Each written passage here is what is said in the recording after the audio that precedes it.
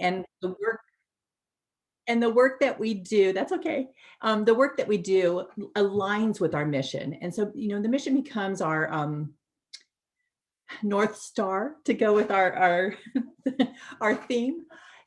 And really, we want to make sure that that mission statement is accurately portraying the work that we are doing.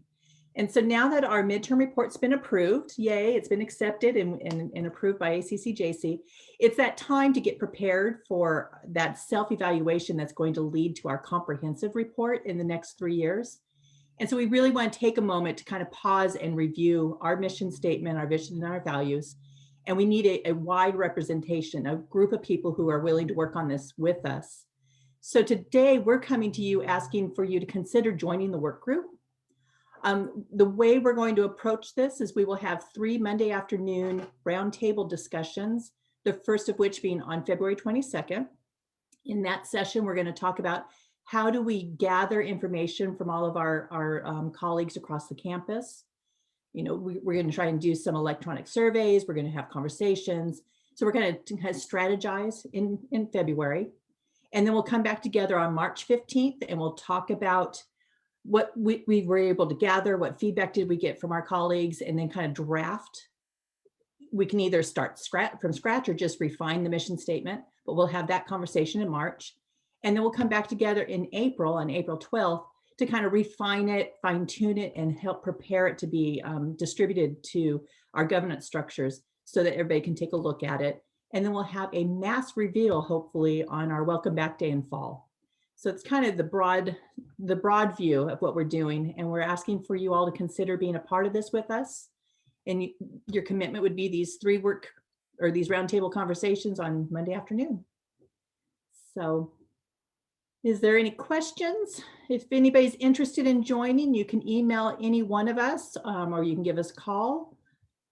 So I don't know if I'll be able to join. Hopefully I will, but it's perfect time. I just had a conversation with faculty at my alma mater, which were Pirates as well, Yakima Valley Community College, where I grew up on the Yakima Reservation. And so they were changing their mission statement to also include the language of identifying that we are on occupied land, occupied Chumash land. And I thought I'm like, I don't know why we haven't done that yet. And so I want to just put that out there that would be wonderful to have that language of recognizing where we are and our history. Mm-hmm. Good point to consider. Kim, you're muted. Gosh, I can't tell you how many times a day I do that. Lisa, I know this has been in your forefront of your mind, but we were just in a meeting or a conversation with our Black Student Union, and there are some students that carried over. How we engage students in this conversation? So I am reaching out to the associated students. I'm supposed to meet with them on Monday, not Monday. We're 2 Mondays from now, so that we can get them to participate as well. So Libby and I have been connected. Okay. Yeah, we're working. And also, if anybody from the Black Student Union, I mean, there's no limit. We're just looking for voices. Yes. So. Yes. And so Dan Clark put his email in the chat. So if you're interested, you can contact him. And Aubrey just added, that it's been recognized lately that occupied tribal lands, the institutions are on them. So that's great. And me also, Lisa, does that mean you're interested in Lisa Marie on serving? Oh, great. Okay, so if you'll email Dan Clark, that'd be perfect. Wonderful. All right. So Thank you. Lisa's absolutely right. We, in order to all move together to accomplish anything, it's being on the same page. So this is really important because this is, our beacon, right? Our beacon that drives us. And, we want students to be at the forefront, our equity and diversity and inclusion mindedness, and obviously instruction and education. So I'm sure that the group will do a great job, and I look forward to seeing what they come up with. And I see the note, Frida. Thank you. Okay, great. Thank you. Thank you, Lisa. So, Andrea, if you'll switch to the next slide. So, this is a really exciting um, initiative, I guess, that we've been involved in. Our classified professionals heard about the evidence-based, the IEBC, institutional, what is it, Tim? Institute for Evidence-Based Change. Institute for Evidence-Based Change. Thank you. Very research-oriented, very proactive in helping campuses engage in behaviors that support students and support student success.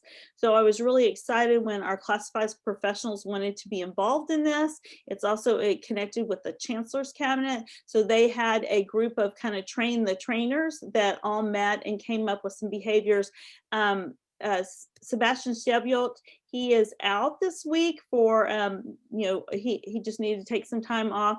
And so as a result, Tim Harrison is going to present the materials. However, I know that Tatiana was part of that group. Carol, I believe you were part of that group too, no? And I'm not sure, Aaron, maybe you were? Got a whole list of them for you, Kim. Okay, I can great. if you want, but I'll talk about it during my presentation. Right, okay, and just, at the end, Tim, if there's anything that they want to add, I want to give them the opportunity to speak. So I will turn it over to you. Great.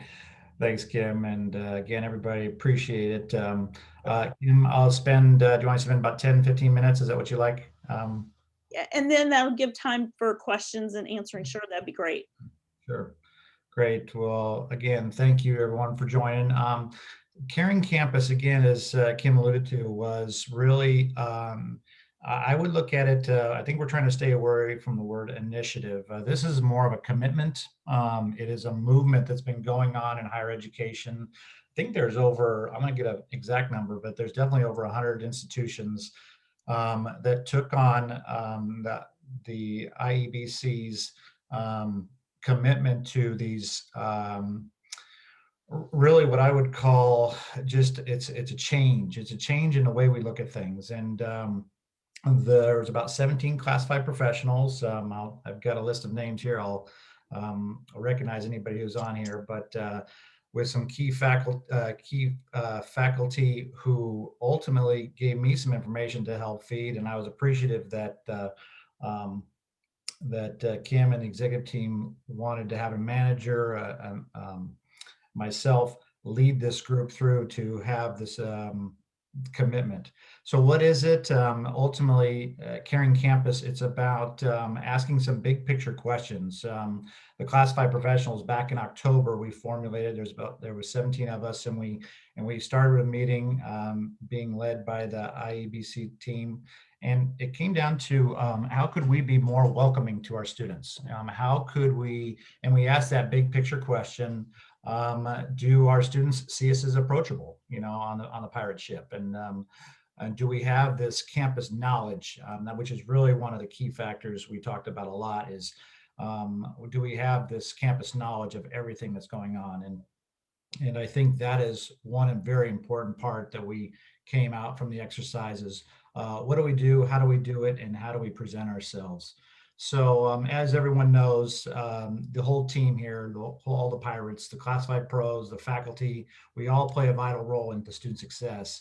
The key buzzwords you've heard over the years through Beacons of Success: being connected, being engaged, valued, and nurtured, focused. Those are the key ones that jump out for me.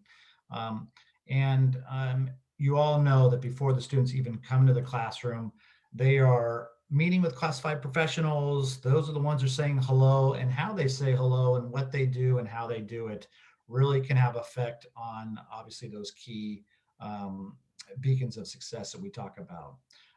So when they have problems, when they need to find answers, gosh, they're going to Student Connect, they're going to financial aid, they're going to mission records, they're reaching out there. And of course, they're also leaning on faculty to feed back them to the right locations.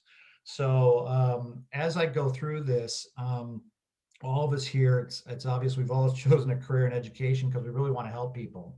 And when we had our initial presentation to the executive team and to all the leaders on campus, Ann Nelson had a lot of great words. So all these words I'm talking about are just a regurgitation of her presentation that she did, Kim. And when one thing that kind of really jumped out when she did read it, she really had a great passion to talk about the students and where they are today. You know, their need more than ever is that extra help, that to help with that engagement, to help with that nurtured student. And I think that's the word, if you can take it away from today's presentation, is just get in front of your mind nurturing students at a whole nother level. How do we get them here to the college? How do we get them on their academic endeavors, having success in whatever way, shape, or form that is gauged, and leading them down to the path to success, hopefully with a degree or certificate in their hand. But even if it's just getting them excited about higher education, those are all things we talked about. And actually get them to keep on going and stick with it and complete those endeavors. Okay, so what is it? What is Caring Campus? Instead of the word initiative, Kim, we're really trying to talk about commitments, because we, as you know, we get a lot of initiatives that come and go, but this is something that should stay and should be embedded into what we do on a daily basis. And I know the classified pros, they really want to make this a real commitment. And I think the important thing, as I'll walk through it, is not only understanding it, but how would we implement it? How can we commit to it? So think of the word commitment versus an initiative. So it's a movement to show the genuine caring commitments to students. And I would even take it a step further. It's the focus is students, but let's not forget about a caring campus for our employees as well. Because as we all know, if we have a great place to work, if we think this is a great place to work, that focus there is going to make us do that extra energy, that extra time to help the students, to help the faculty, and of course, help ourselves to enjoy the pirate ship, as I often call it. So it's got to be a clear message, in particular to the students, that we are here for them, and also just to move away from seeing our interactions as transactional based. So a lot of times if a student calls, well, a good example, they call, oh yeah, you need to go see the financial aid, okay? And so instead of just saying financial aid, there's gonna be additional information that we should be able to provide all of us really, but also an easy way for us to find that information if we don't have it right at our fingertips. So it's our hope that really VC has a more intentional caring campus behavior moving forward. Why you ask? Well, you know, again, I think, and I've said this a lot, as this is my 13th year, that good to great conversation. How do you make your work environment great? How do you make a college great or an institution great? It has a lot to do with engagement. Are we engaged in our jobs? But specifically for students, are they engaged? And can we help them make that commitment to higher education? We've already got in place some other student engagement initiatives, guided pathways, for example. You've got your sales to success. Those are some key ones that just jump out at me. And also as we go through our beacons of success, we're always trying to embed those in all the classes that you have, all of our disciplines, I think from all different corners of campus really help us with the engagement. Finding that whether it's a dance student, whether it's a geology student, whether it's a student who's just taken an engineering class, we all have a way to make them connected and feel engaged from there. So do you want people to wait with their questions, or you have a hand raised now? I'm not sure how you want to take that. I got one more little bit, and then I'm gonna take some questions there towards the end, and and I can also backtrack on some stuff. So Jennifer Garner, when we come back to questions, has her hand up. No problem. I'm just going to kind of just high level, and then we can kind of talk about each one of these. But we're still also in some conversations to make this roll out the best way possible. If you can just remember the 3 behavioral commitments that we are starting with, choosing from, we had about 7 or 8 of them, and we got it down to 3 ones that were manageable. One of them, the big one, I think, is about learning about other departments, understanding what is a nice referral. That's our second one, and understanding something very simple like just identifying yourself. We call it wearing name badges, but also those are kind of the three. So learning about other departments, what's a warm referral, how do we move students through the pipeline, as well as wearing name badges. And then we have spent a lot of time on an implementation plan, how we'll monitor the plans, as well as a communication plan. So that's my main spiel. And I think, Kim, who'd you say had a question there? Let me see. Jennifer Garner. Jennifer Gardner, why don't you start us off, and then I can kind of help. Hi. Okay. My question is, and this might not be the time to ask it, but my question is, how are we actually right now during we're in a higher part of the pandemic than we were at any time during the past 11 months, since November. And so that's why your Caring Campus update made me think this might be the right time to talk about it.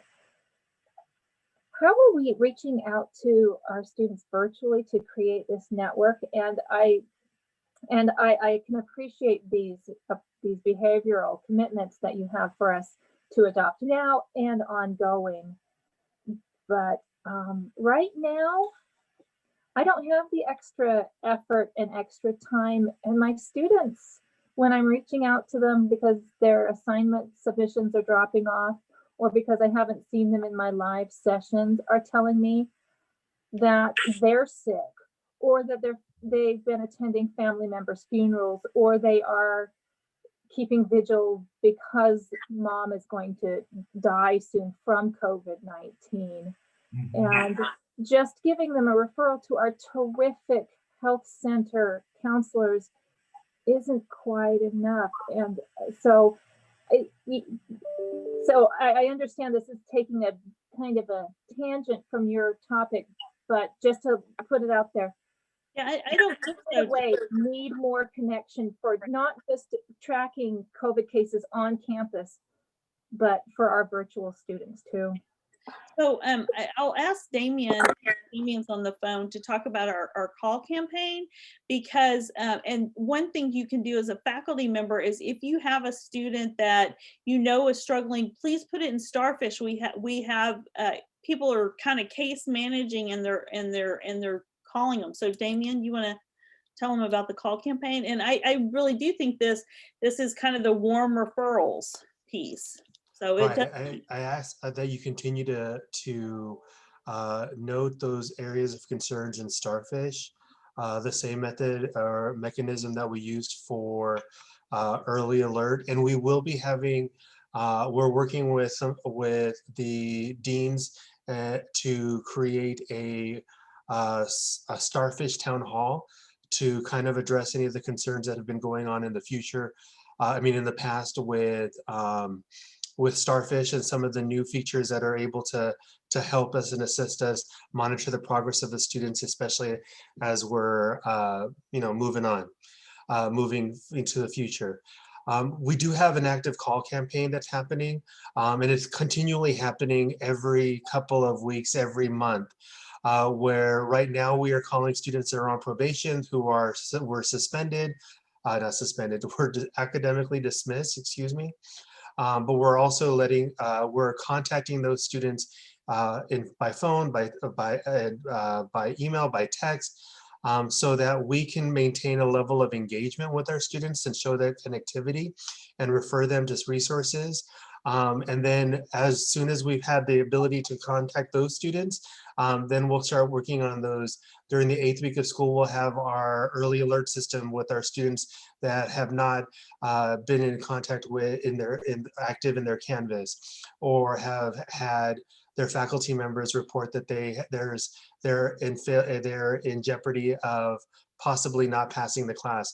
We'll be reaching out to those students. And then by the time that one's over, we'll have another call campaign that says, hey, it's time to register. What else do you need? It looks like you have an application online that's not complete. How can we make that happen? So that we're continually making sure that we're engaging with our students to keep them connected to not only the campus, but also to the resources, and making sure that they take advantage of their faculty office hours as well as communication with the faculty. That's the short answer. But I completely agree with you, Jennifer. Our health center is amazing. Our mental health counselors are there, and they are ready to assist students if they need it.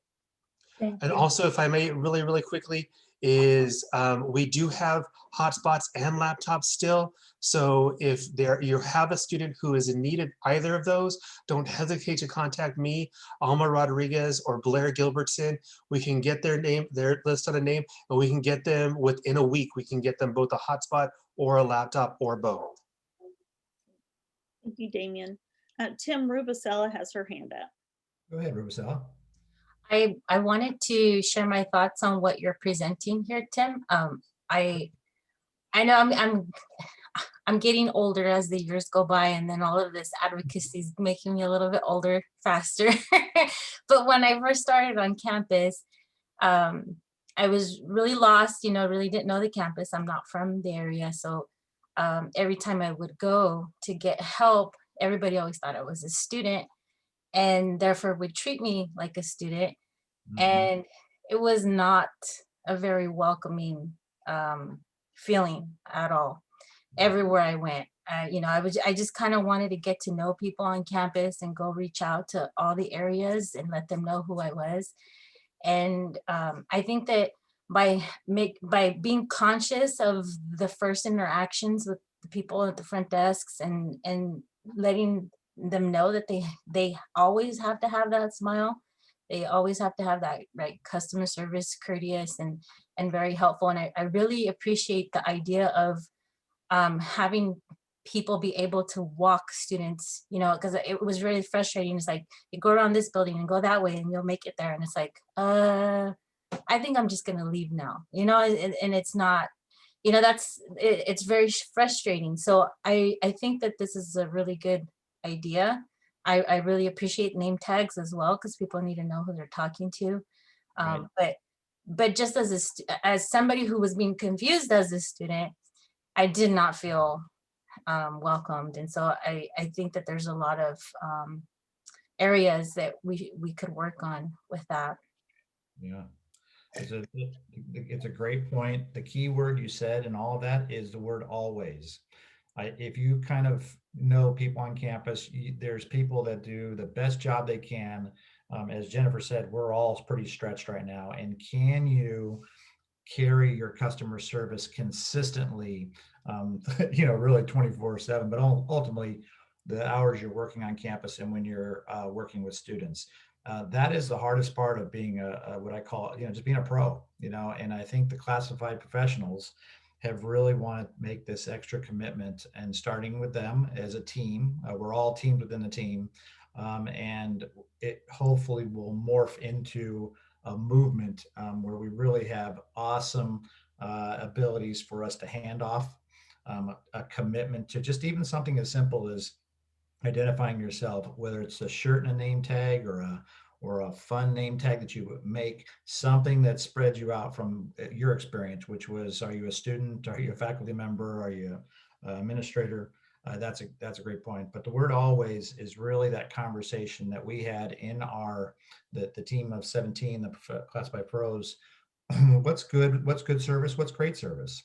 And I'll talk about later on too, just about how can we monitor that? Who's responsible to monitor that? Who can help with that? So great point. I think Jordana got your hand up there if you want to go next. I just wanted to just make a quick comment that I'd like to take it a step further and say that it's also, in addition to wearing your name tag, and I always tell the student my name several times, especially over the phone when they can't really make eye contact with him. But it's also important that I explain what my role is on campus, because people, when you're on campus and you see all kinds of people, then maybe it's a little easier to recognize who does what, and even that's challenging, but over the phone, it's even more challenging. So I kind of explain to students that I'm a part of a team that provides services to our military students. I tell them that I work with people in the admissions and records office. I work with people in financial aid. I work with people in the student business office, so that the students get a feeling that it's not just one person or two people, but that there's actual people that are working on their behalf behind the scenes. Just wanted to throw that in.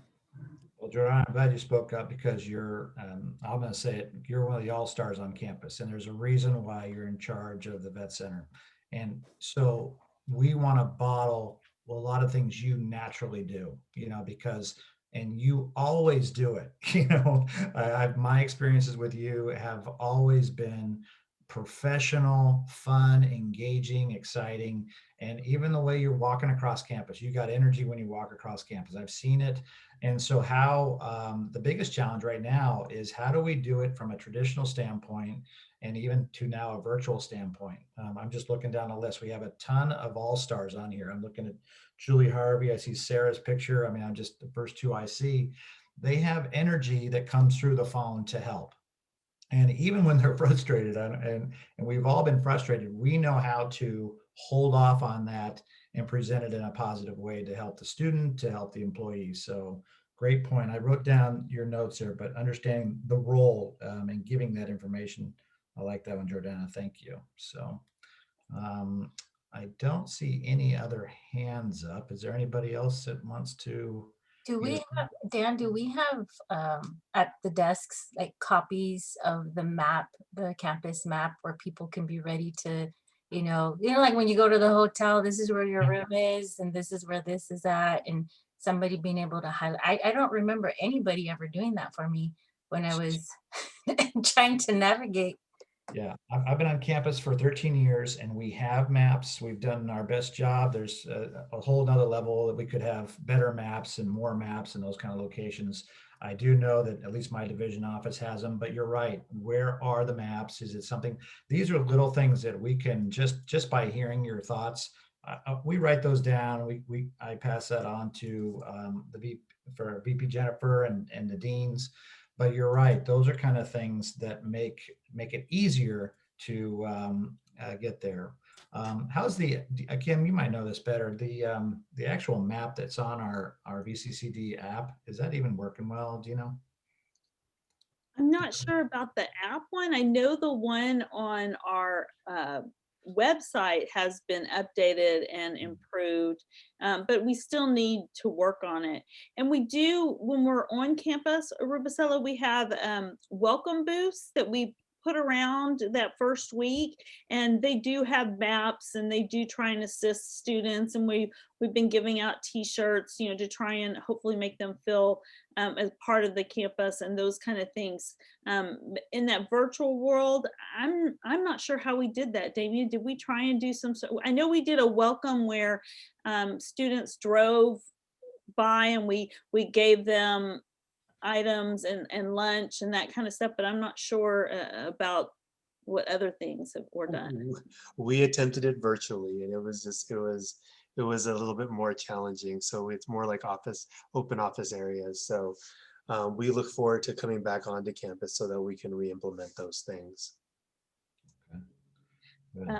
Elijah Walker has his hand up. Go ahead, Elijah. Hey, greetings. I just wanted to just give you a student perspective. I know that, well, I'll touch on two things real quickly. First is the orientation, just getting yourself bearings. When I first got on campus, I'm very blessed to be just individually minded. So I just searched, I walked the whole campus, and I asked people for maps. But I know there are people who don't come from the same background and may need that assistance. So I just wanted to say that is everything y'all are talking about is very important, student engagement when they first come on campus.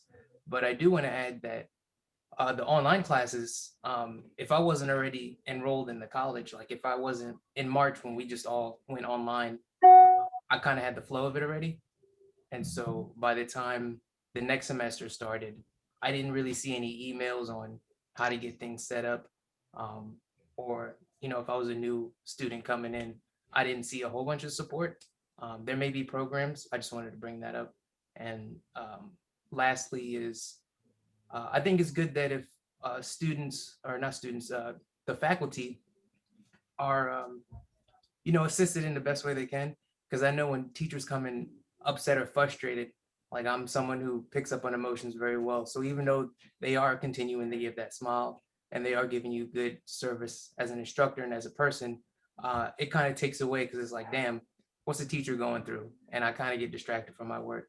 So I've heard from a few teachers in different meetings that, the wait lists are an issue. So there may be over impacted classes. Students want to get in and teachers want to help, but they kind of get overwhelmed.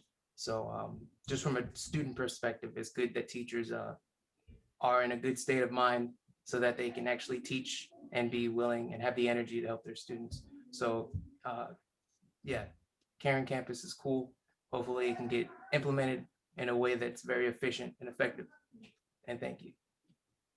Great, appreciate that. And I do think we're going to be reaching out to not only students, but ASVC to talk about what, if I said the word Caring Campus, what would be things they would like to see or things they experience. So of course, we have a lot of this information is from the evidence-based team.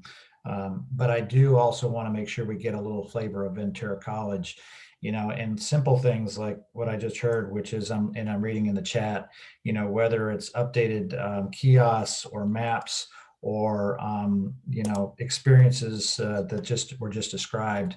Those are all key things that classified pros want to hear and understand, but also just helping as we roll out this initiative. It isn't just about the classified. This is every employee, it's all the way from the president and all administrators, faculty, just knowing how to send a referral. If you look at behavioral commitment number 2, a warm referral, the word referral is not that not that easy for a major campus with, 60 plus programs, Kim, right? So it's that was a long conversation when we were having these meetings. It's not easy to know everything about everything unless you've worked here for 20 years and you have that elephant memory, which I don't have. So you have to rely on key folks like I know one that jumps out to me, Tatiana. There's a reason why Tatiana is working there at Student Connect, because she knows everything. So Tatiana, shout out to you, because people like you really kind of help us get it going. Let's go. We're going to go Rubicella again, Jordana, and then Peter. Go ahead, Rubicella. I don't know if this is already out there, but because I think of us like customer service, because that's what we're doing here. Yeah. When you go to a place and there's a little box with a little pad and a pen, and how are we doing, right? And so having students be able to fill that out and how they were treated that day, and that whatever they're putting in there, it's going to go to somebody who's in a higher position that has authority over how that area is being run, so that there's accountability, because there's just too many times where it wasn't just the front desk. Usually it was a student. They would be greeting me and they were polite, but then when they needed somebody from the back who was overseeing the student, and it's like, what do you want? It's like, whoa, wait a minute. Hi, how are you? So I don't know if that's there. That would be helpful in maybe having the student input directly into. I know that when I get upset and I'm not treated well, I always fill those out. I'm like, oh, this is how I felt about this situation. You're going to hear about it right now. Here it goes in the box. I don't know. That's just something that came up. Well, there's that good happy medium you're talking about, like when you go and you get your car fixed, you have an instant email the next day, versus us. We do surveys. I'm sure Damien and his team, they've done surveys throughout the years, so we do have information. But you're right, it would be nice to have those outlets. I can tell you this: a lot of the deans who are also on the front lines, we get a lot of that constructive feedback pretty quickly. We try to, and I know but it is an important part to follow up on, especially when you have either a frustrating moment, those kind of things. So writing that down, kind of like the suggestion box kind of conversation. Jordana and then Peter. I think Peter was first. You want to go ahead, Peter? No, go ahead, Peter. Sure, doesn't really matter. Thanks, Jordana.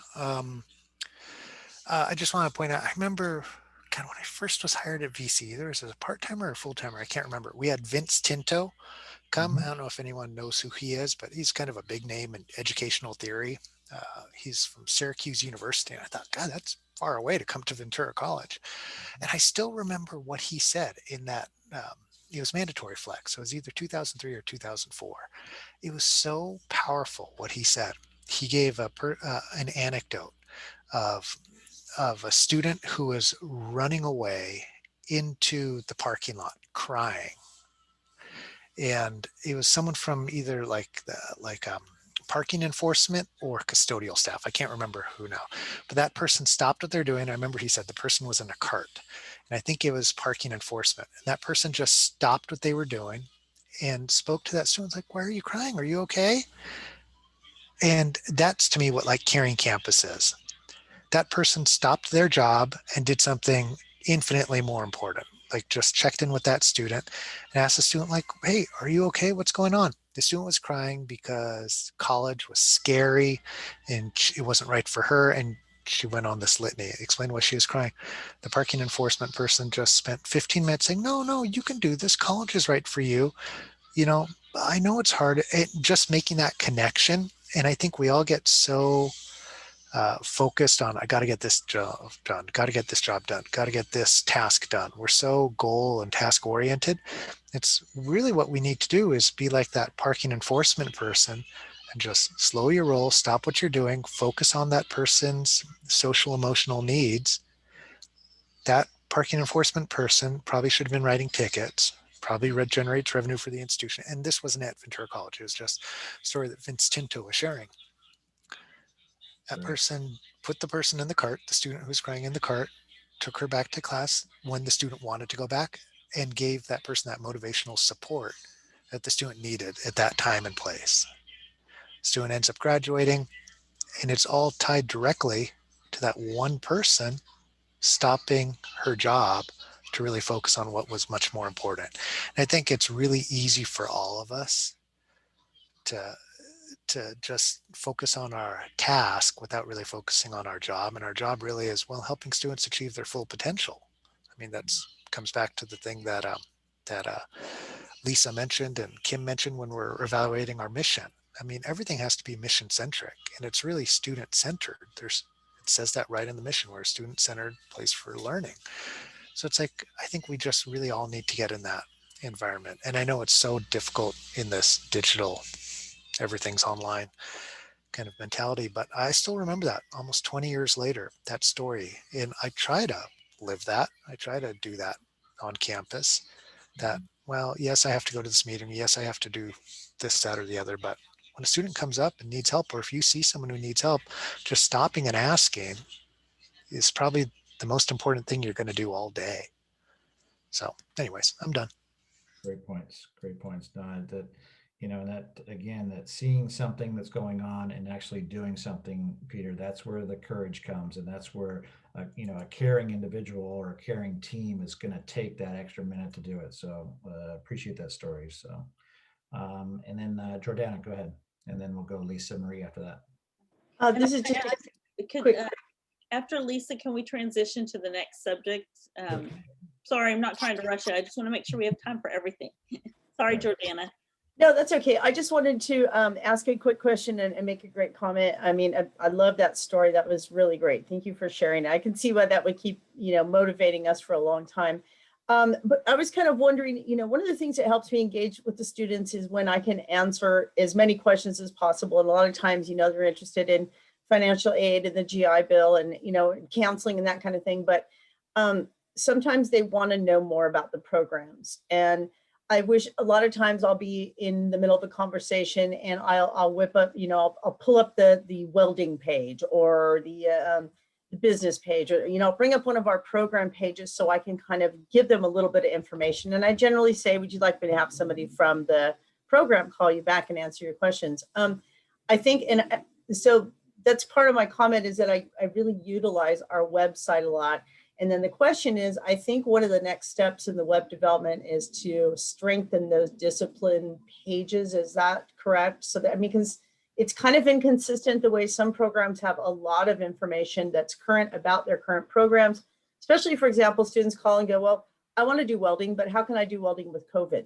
So I'm always kind of scrambling for some specific and current information about programs. A lot of times I go to the pages and the information isn't there. So I just wondering if that, because that's definitely a piece of our engagement with the students, I think, is having that information out there. Yeah, I know that Jennifer in our dean's meetings has really pushed to have, we need to have robust websites that have information, and it is easy for students to, and as well as anybody to be able to get access and information. So I put that in our notes. I'll share that with the deans again, because we're kind of the ones that are overseeing a lot of that. Lisa Marie quickly, and then Dan, and we'll finish it off with Dan. Yes, because you're talking about fall, coming back fall of 2021. One of the main things I wanted to mention was the counselors. When I talked to my counselor initially, the first counselor that I talked to, she led me in a different direction, and she kind of told me that I had to take certain classes. It wasn't until after the College for Success class that I talked to an actual counselor who helped me form my interest and changed all my classes for the right path. Mm-hmm. So that's primary, making sure that the counselors are doing their job and not forcing classes on students. Good. And pass that on to, obviously, Damien heard it, but also our Dean of Student Services, All-Star Marnie. She'll, you know, the fact that the counselors, we all counsel, but we really, we have professional counselors here that can really help us get on those right paths. And thanks for sharing, Lisa. And Dan, why don't you finish it off for us? Yeah, I'll finish it off responding to both Lisa Marie and Jordana. Guided Pathways is an initiative that we've been active in on this campus. And in those meetings, we've taken steps to address both of those. So the getting on the right path is obviously the whole point of Guided Pathways. Jordana's comments earlier, I lost my train of thought. Jordana, what was Jordana talking about? Jordana, you were mentioning. I was talking about the websites and oh, yes. Thank you. I'll echo what Tim said. I'm glad. It was good to hear that the deans are working on that. That's also a point that's come up. That's one of the things we're working on this semester, is reaching out to the department chairs and department faculty to get those pages more robust, so they have information that will be helpful to students. And yeah, in a real-time manner, like welding for COVID times. So thanks. Very good. Great. So, so in closing, what we're going to definitely, next steps are going to be, you'll see what are we going to do for implementing, for monitoring. You'll see that coming. I know I just got off the phone with Felicia Torres about trying to get something on the books for our flex activity in April, I believe. That's the next date. So that's all I have today. Thanks for the time, Kim. All right. Thank you, Tim, and thank you for the great conversation around Caring Campus. There also is a Caring Campus if the faculty are interested. I know there's a lot going on, but that could be something that they could be involved in as well. Yeah, I'll reach out to Seb. I reached out to Seb about that. Okay, great. So we'll turn it over and ask Lisa to talk about the student surveys and the feedback we received from students related to their challenges during COVID. So Jennifer? Hi, everyone. It's great to see so many faces. I come to campus on Thursdays and expect to see people, knowing that I won't, but today I get to see 65 of you. So nice to see all of you. I think Andrea probably has the slide flipper. So if you could flip to the next one, thank you. Last fall, we did a survey, and I wanted to make sure that I highlighted the fact that we're talking about the survey that we did last fall with students. Some of you are aware that we've done another survey, but right now I'm talking about the one that we did last fall. So in October, after the October board meeting, which would have been almost exactly 4 months ago, we learned that the board wanted to be able to release some funds to help us with COVID related activities. And another thing that was really important that resonated with the board and certainly with our campuses, we needed to know what students needed, not us thinking we knew what students needed, because sometimes we're wrong. So let's ask the students. So the goal was to respond to student needs in school due to the COVID pandemic and economic crisis. And I add that economic crisis part, because sometimes we hear COVID and forget how significant the economic crisis is for our students and many of our community members. And a lot of what we're talking about is really about that and not necessarily the virus itself, though that is also important. But in reading the results, I was really struck myself by the economic pressures and hardships that our students have experienced. So we went into it really with some hypotheses, and I think it's important to know that when you do research and when you do a service. So we believe that there were tech needs for our students, that they existed, things like maybe Wi-Fi, and there obviously could be other things. We assumed that there were some service needs that still existed, like maybe more tutoring and mental health counseling. We expected that students do not know all that we already have to offer, like tuition payment plans, and that the beach was open for computer access. We expected that there may be needs that we do know about, maybe needs that we do not know about, or that we have not realized are as dire as they are for students. So we asked questions so that they could share that with us. There may be assumed needs that students may not validate, and also student experiences in life and school are important for us to understand so that we can assist our students as we're working through this whole year, 2021, straddling a couple of academic years. So those were the thoughts that went into the questions that we asked. We had almost 1,300 students respond because the survey was sent out by text. In the past, I don't think we ever had more than 250 or 300 responses. So 1,300 is a huge number. And we had, the data is over 110 pages long because we had qualitative questions asking them to describe their experiences. So the next slides are going to tell you a bit about some of those things, obviously not 110 pages worth. So I did ask to do this one at a time so that we can just sort of take in each of the data points. And then when we get to the end, I'm happy to take questions, and we can always go back a slide if you want to be reminded. So I'm just going to list them off slowly, Andrea. Go ahead and click the first one for tech needs. 81% of our students indicated that they had a reliable computer. Now, we don't know if that number is higher than some of us might have expected because we'd already started the computer loaner, but it means that almost 20% did not have that. And those 20% of students still matter. Next. 13% share a computer with family and friends at home. Next. 5% borrowed a computer from Ventura College that completed the survey. Next. 83% of our students had webcams. So that was good to know. Early on, we had a lot of webcams we were distributing, and we started to learn that we didn't need as many. So that was upheld. Go ahead, next. 10% complete 50 to 100% of their schoolwork on their phones. So 10% of our students are completing over half of their schoolwork on their smartphones. Whether we like it or not, that's what they're doing. 60% do at least some schoolwork using their phones. It's important for us to know that, and I think it's important for faculty to know that. I've heard some from faculty say, I stopped fighting it, and I've created my classes in such a way in which they can be successful in doing that. And for others, where they're saying they've got to write 8-page papers with MLA or APA formatting that can't be done on their phone, we need to make sure those students have access to computers and internet, right? Next one. 55% have reliable internet access. 45% have no internet access or are sharing bandwidth with others at home. To me, this one's was really a stark, concerning. Basically, about half of our students can't really access the internet, and we are teaching, studying, and serving online. So this one really jumped out at us. Next. 21% believe their internet issues are affecting their school success. Some said they've considered dropping because they don't have reliable internet. And this is surveys of people last fall. So those who had already dropped for that reason, of course, we probably didn't capture in this. Next. In the services area, 62% were unaware that the beach computer lab was open and available. So almost 2/3 didn't realize it. We thought we'd reached out effectively. We started looking for other ways when we realized they didn't know. Next. 65% believe that all of their instructors have been responsive. So that's a good thing.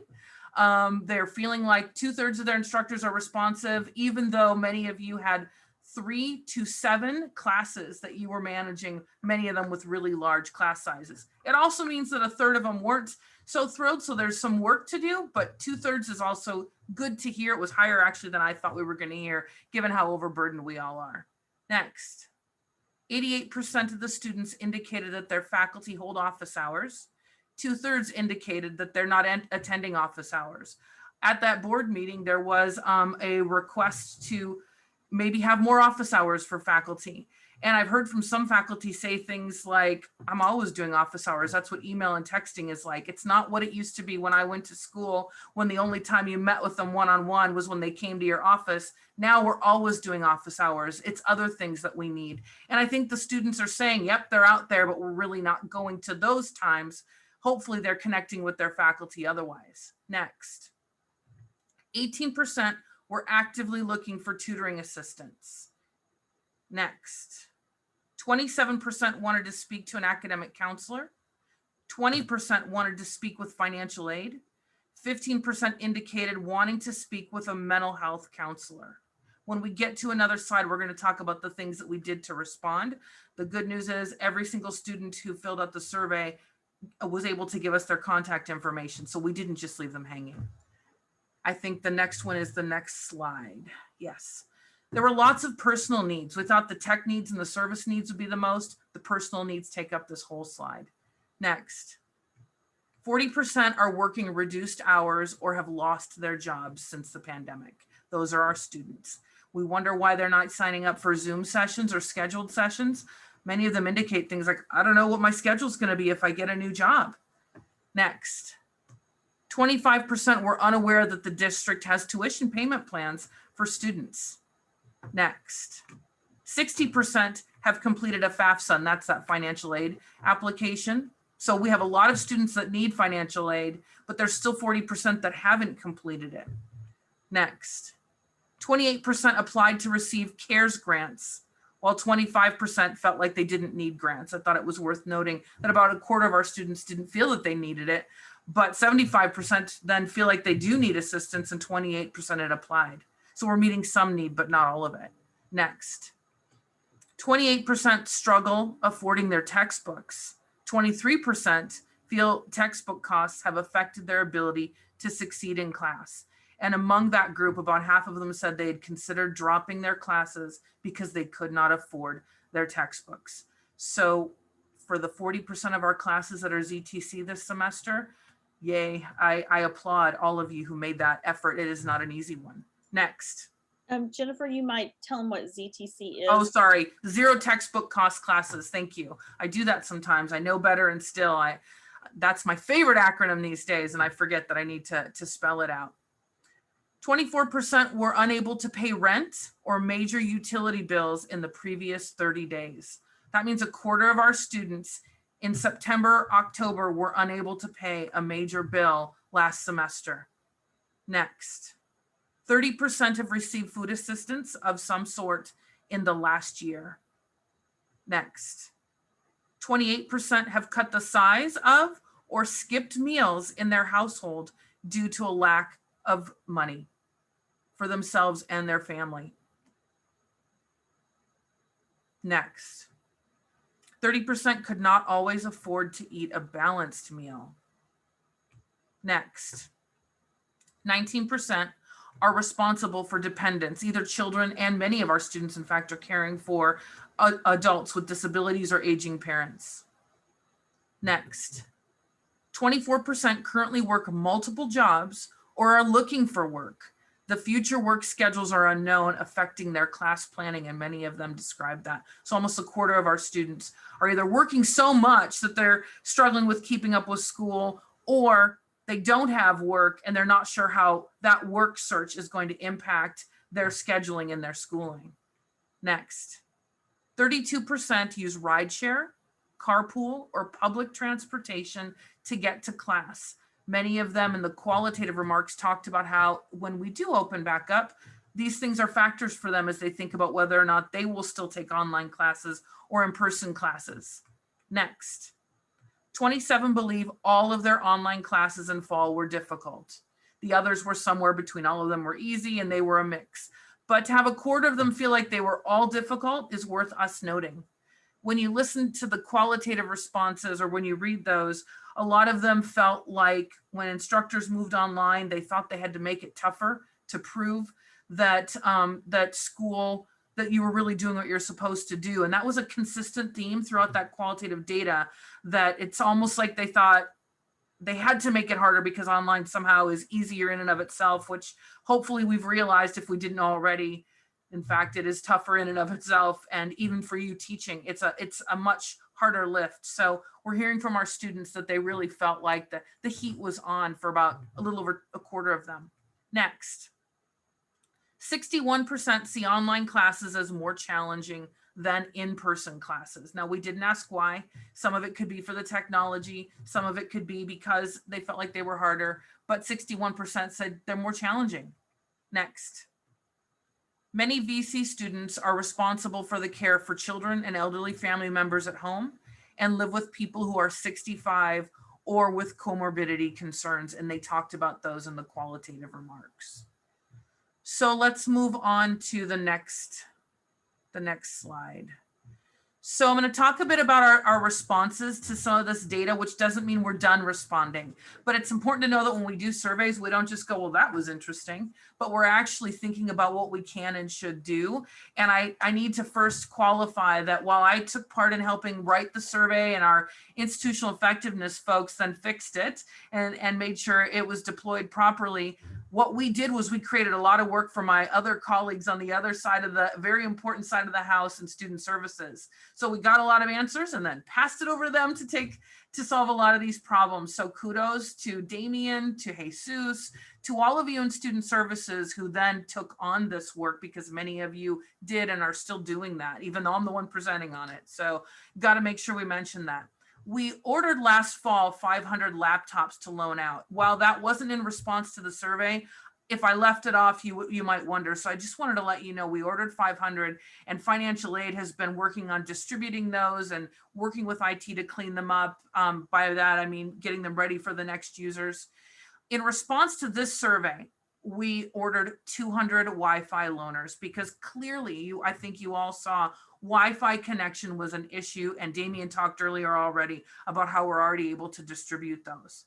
The call campaigns have been huge ever since that survey. And not only that, we're not waiting for another survey. The student services teams are looking to add more to their staffing just to make sure that they can consistently do just-in-time call campaigns. So when we hear from students, we're reaching out then. They called them about academic counseling, about payment plans, letting them know that the computer lab was available, tutoring, financial aid. Those offices specifically reached out to specific students who had those concerns. And since then, those offices have continued. If we have drop for non-payment or people that have a balance due and haven't paid yet before there's a drop for non-payment, and many other reasons, the call campaigns are huge, and it really ties into the caring campus element. But I think that work is critical. It's immediate, and I think has the opportunity to have a real profound effect. When I hear from my colleagues talking about what students say, some of them just really feel good that somebody cared enough to reach out and call them and touch base to see how they're doing. We've added CARES support for additional mental health counseling through the Student Health Center. We've supported continued pop-up food pantry events because clearly students need that. We've also had the provision of supplies and equipment for classes, microscopes, lab kits, simulation software, multiple different types for our sciences, and lab equipment. And I just want to say a huge shout out to our sciences. Everyone says, oh, those sciences and labs, they need to come back in person right away. It's just not possible. It's certainly most ideal to be in person for most of those classes, but it's on our public facing website, the online success rates. Take a look at our sciences and our labs. They're knocking it out of the park. Their success rates with our students are equal to when they were face-to-face before, sometimes even better. So I would say you're getting an amazing science education at Ventura College with our faculty and those lab techs who seem to be here. It feels like 24/7. I see Carol's face, but I know there are others making sure that our students have what they need. And then also increased zero textbook cost support. Not only did our faculty stretch themselves even more to get to over 40%, we have over 50% of the zero textbook class classes in the district, but also We made all of the first level, transfer level English and math classes, including the stats class in psychology, all zero textbook costs. So we paid for those at the campus through the bookstore so that all of those students could have their textbooks for free. We did do a new survey. We're still looking to get data from that survey. The issue that we have is right now, if we only survey our current students, they're all seeming to succeed online. So that's great. But at President Hoffman's request, she said, hey, what about those we lost last spring? Let's get some of those in on that survey before we decide what fall 2021 should look like. Let's hear what they have to say about that. So we don't have results for that yet. If you came hoping it was going to be about results from that survey, we're waiting to get a little bit more data before we unleash that all upon you. But this is sort of our way of sharing with you what we learned, some of what we're doing to respond to it. And now I can open it up to questions if Kim, if you think there's time for a few before the next piece. You're muted. Sorry. Yeah, can we take 2 or 3 questions, and then yeah, I definitely want to have time for the next subject as well. Are there any questions for Jennifer? Yeah, I just have a comment. Mm-hmm. Hi, Elijah. Greetings. So I'm an engineering student. My prior experiences in the military as a technician, so I really like hands-on experiences. I just wanted to give you my take on the labs. So you learn a lot in the labs, but there's no retention for me personally. I can't speak for all the students, but I know a small group of us, even though we may pass the class, that's not indicative of us learning the material and having the actual hands-on. Just food for thought that I know the current situation is out of our hands with the current COVID, but yeah, definitely don't think that just because you pass the lab that students may actually understand, get that tactile feeling of the lab. But that's all. Thank you, Elijah. We definitely have focused on getting our hands-on programs and classes on campus a little bit this spring, and next fall we expect much more of that. And I think we all recognize that when we can safely be on campus with those types of classes, it's overall the best thing to do. But thank you for saying it. And I'll just add, it's good that you voiced it, because as the faculty are bringing their students back, especially in a cohort like engineering, where you have classes that build on each other, they'll realize that, they might need to spend the first few weeks of class when we are able to be back in our labs, helping students, catch up. So I think that's really important. Okay, so we'll move on to our last topic. This was Leah, did you want to say something? Oh, Malia just was agreeing with you, and safety is important. And the virtual lab is definitely not the same, especially she teaches chemistry, so you can imagine. Right.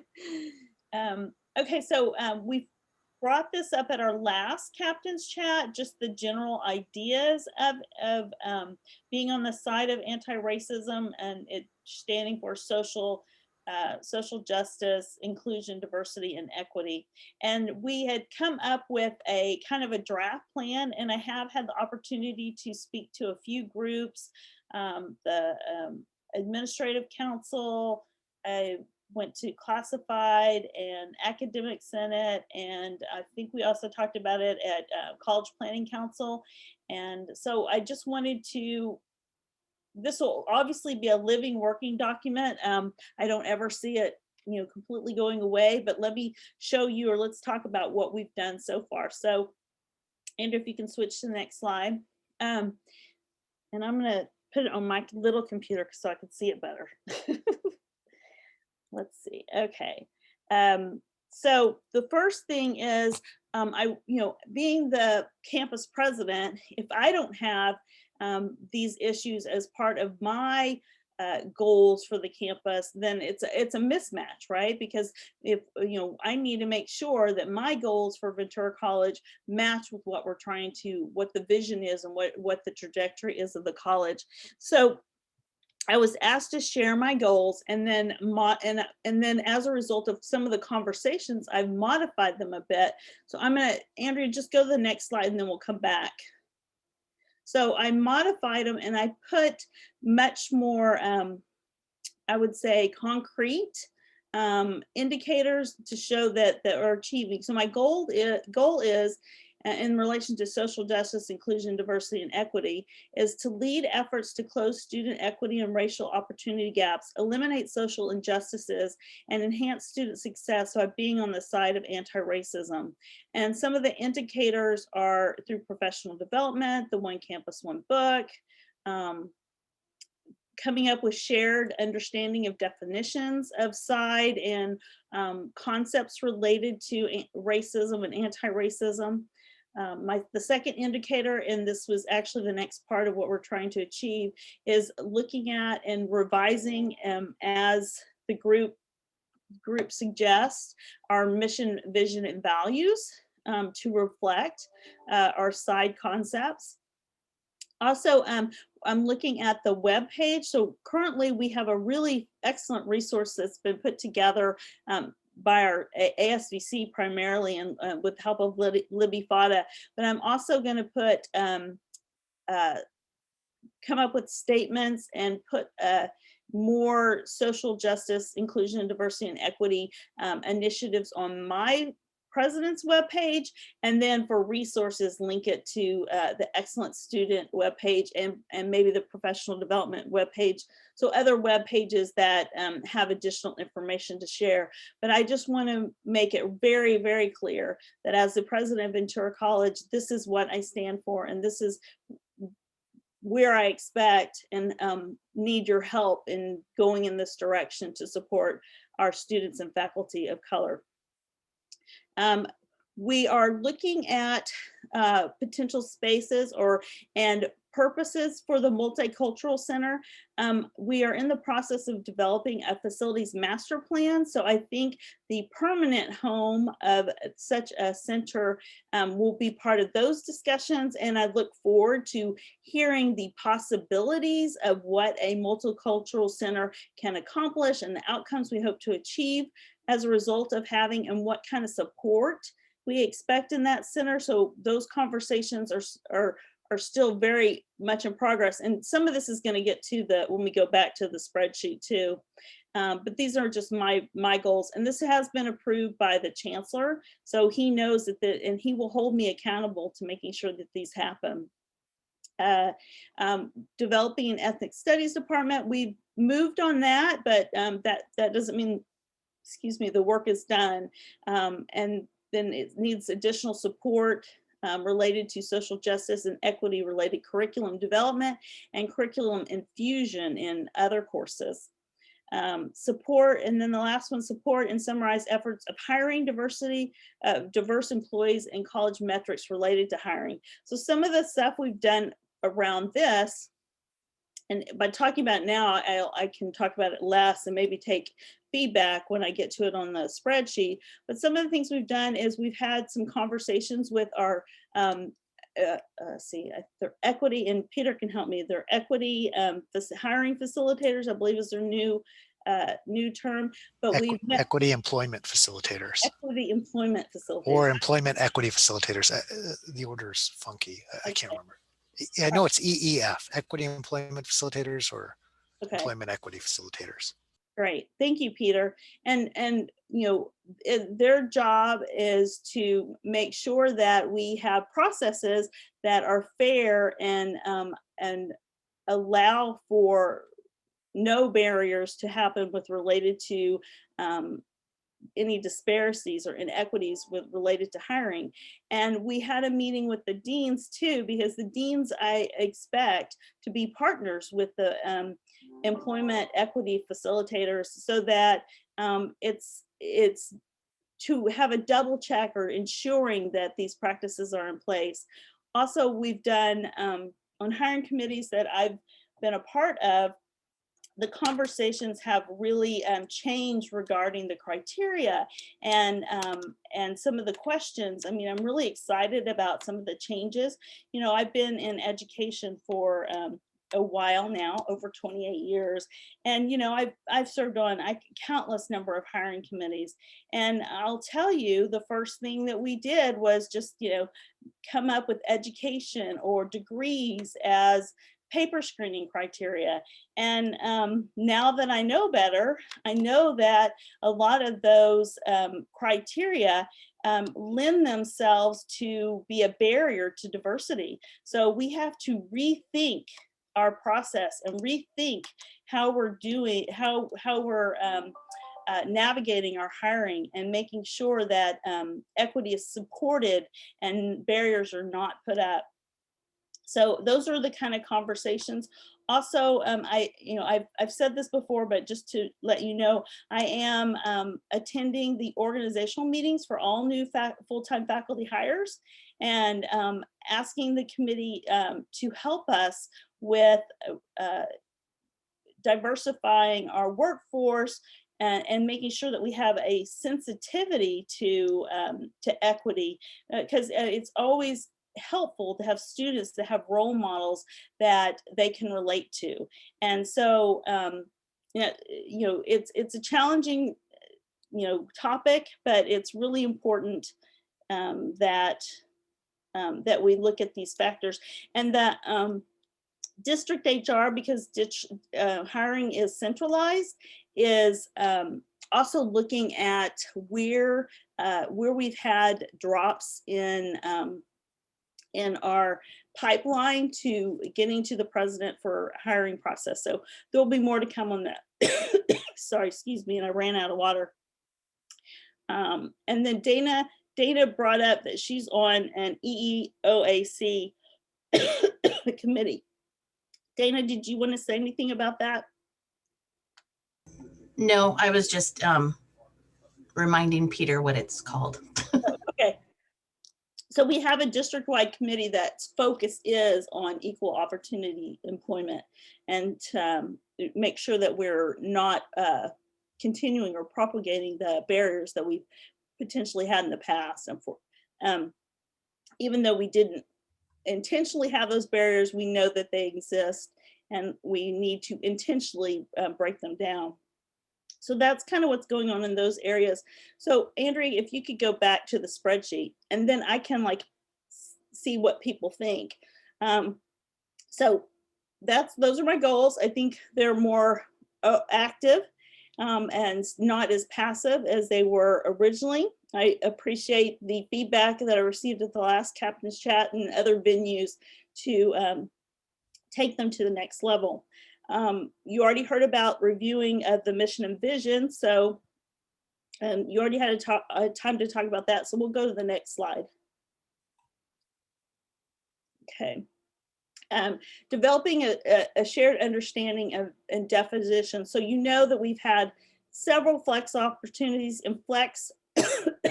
Oh, thank you, Frida, for coming, and we'll meet with you soon.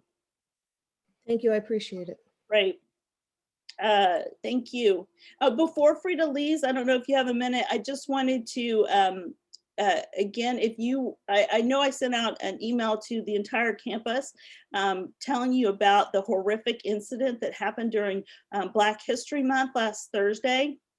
We had a Zoom bomber that came in and took over the screen and had hate language and Hitler videos and inappropriate pictures, and really trying to silence the voice of our Black students and our Black faculty who were being vulnerable and sharing their stories.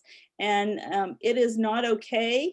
The Black Union is working with us, Student Union is working with us to try and change the culture and transform Ventura College, because we need this to be a safe place for our students. And right now they don't feel safe, and that's not okay, right? I know you agree with me. So thank you, Frida, for your help and for attending, and we will continue to ask for your support and help, and we're here to support you too. Certainly, we appreciated it. Once again, the support and the vocalization from our allies. This is a moment to meet this moment strongly. And just let them know we will not tolerate this in this environment. VC welcomes all of us, and we're part of that solution. So thank you again for allowing us to be present here today, and I'll be in touch. Take Thank care, you. everyone. Bye. Bye-bye. So yes, it's important that we create a space where our students feel comfortable and have a learning environment where they can prosper. So all that help that you and others are doing is very important. So thank you. So going back, through professional development and all the conversations we're having, I'm hoping at some point we can, our professional development leads can help us with pulling out the important definitions, and let's have the conversation. They can start what they've heard over this semester, and we can try and identify that common language so that when we are having these conversations, everybody understands what is meant by side and what is meant by equity and what is meant by racist and anti-racist, and those critical concepts that are important for all of us to learn. Any discussions about that and kind of where we are? We're really just going through the professional development pieces and working on the language and the definitions. There. I know that we've had some excellent presentations, and I'm looking forward to more. I've learned so much this year, and I'm thankful for it. Although when I learn more, I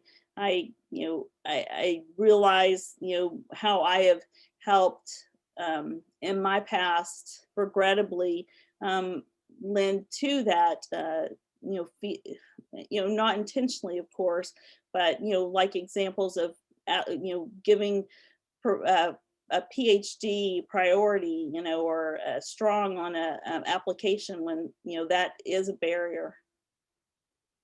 Rubicella, you took your put on your camera. Did you have something to add? No, I wanted to say that you were part of my hiring process, so thank you. I'm very happy that it all worked out, and we need to replicate you a million times, right? Absolutely, I agree 100%. Kim, I would like to add something if you don't mind. Sure. Go ahead, Tim.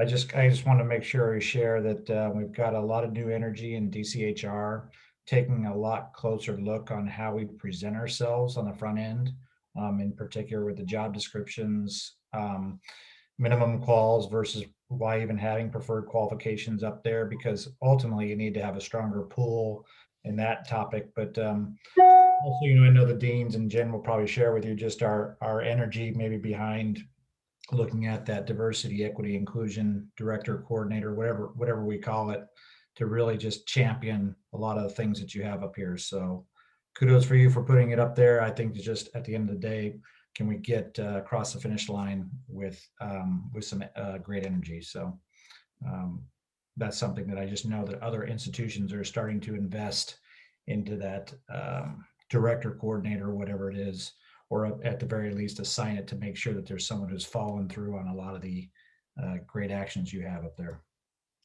Okay, and Rocio had a comment. This is more for the classified professionals, but I do believe HR is looking at this as well. And maybe Tim or Dana, you can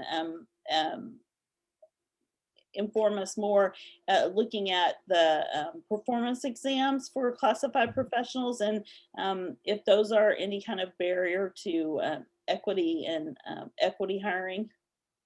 Yeah, I'll speak on it and Dana follow up, or Dan, but I just know that with Laura Barrasso, she's flipping a lot of things. She's turning over every rock, I think, and we're just slowly helping her through DCHR on exactly that.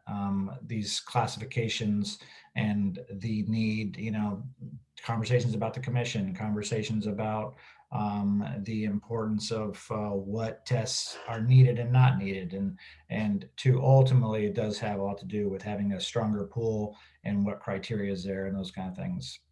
Dana or Dan, I don't know if you want to add anything.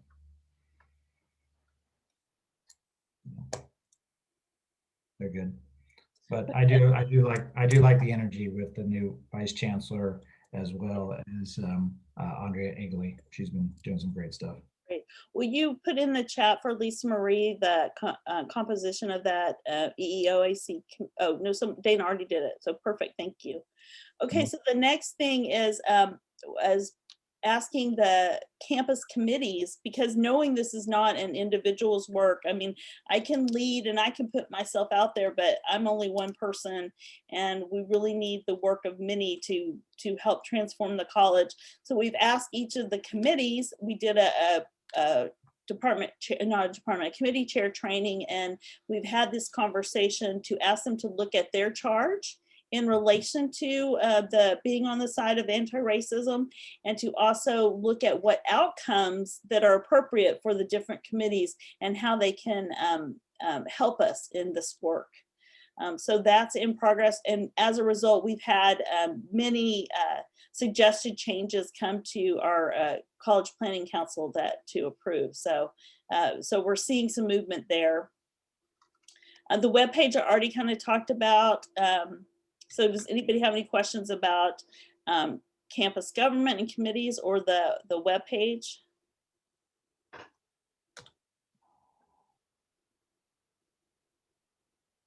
Okay, next slide. And I think this is our, no, there's one more after this one in there, Andrea.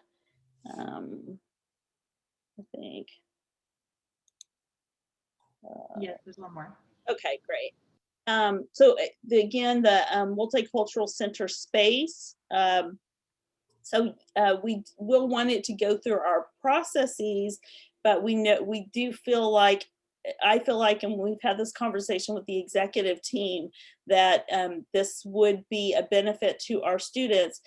We need to come up with a concrete plan of what it would look like, what kind of resources it would need, space resources as well as people resources, and some of the outcomes for this center, so that we know when we're moving forward what we're trying to accomplish. So we've got some work to do on that. I'm hoping that the facilities master plan can help us with some of that planning, and I anticipate that we'll be looking for like a temporary space unless through the facilities master plan they can identify a more concrete space and to use. But I would imagine whatever the space is, it might need some sort of remodeling or some changes. So that, I think the concept we can probably, once we figure out all the ins and outs of, can probably implement fairly quickly, but to actually have that ideal space, that will probably take time.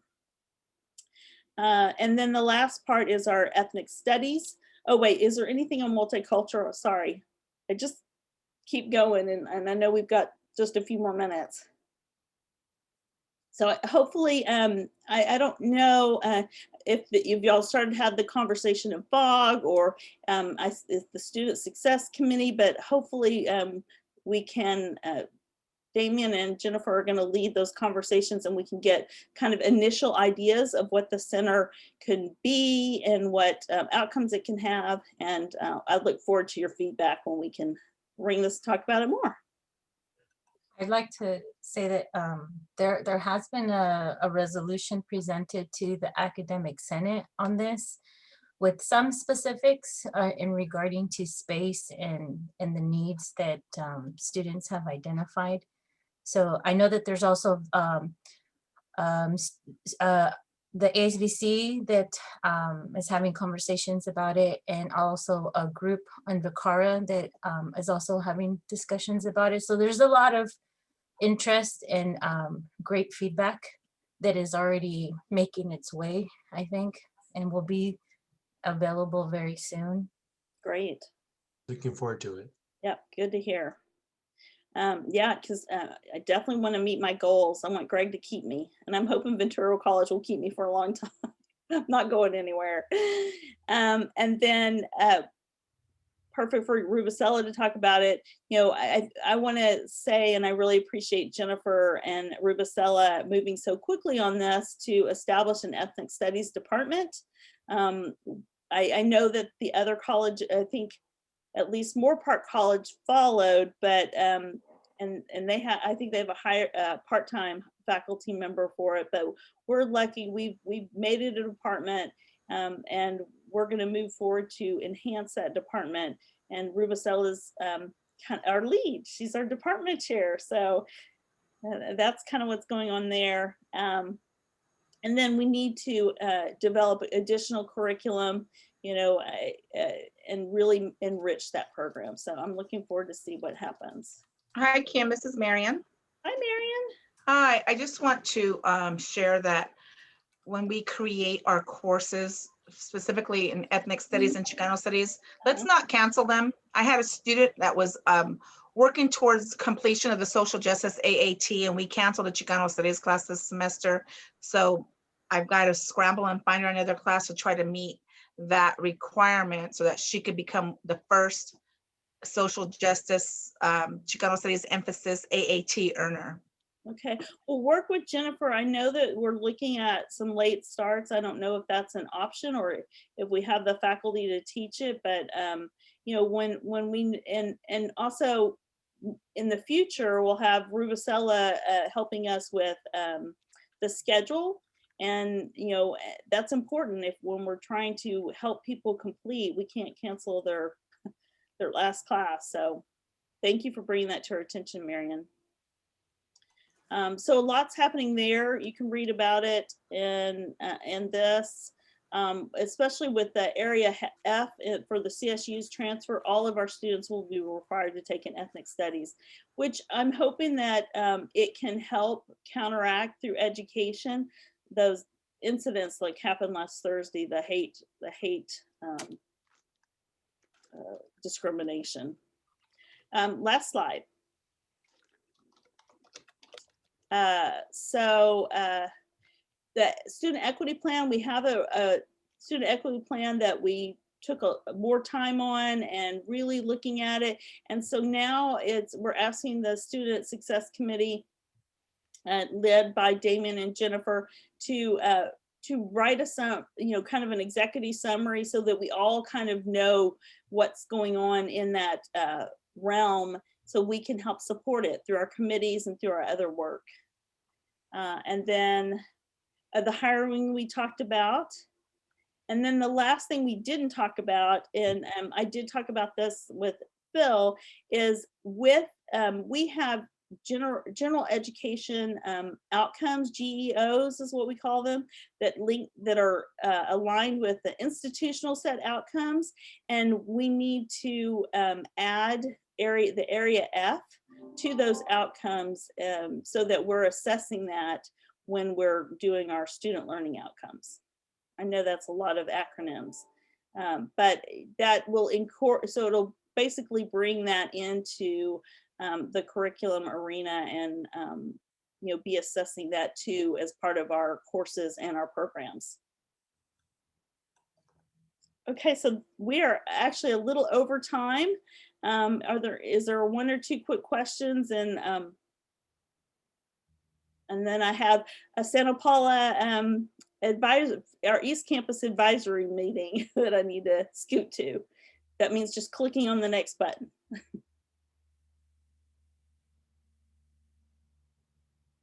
All right, everyone. I really appreciate you coming today. Black History Month is every Thursday at noon. Also, we're looking for the classified staff to recommend their employee of the year. That'll be out. The applications are due very quickly. You should have received an email on that. And then the last slide was questions, but we kind of took questions as we went. So I really appreciate everybody's time, and I hope you have a great rest of your day. Thank you. Bye, Thank you. everyone. Bye-bye. Thank you. Thank you, President Hoffmans, and thank you for the invitation. Yes, thank you, Lisa Marie. Take care. You too. Bye-bye. Bye.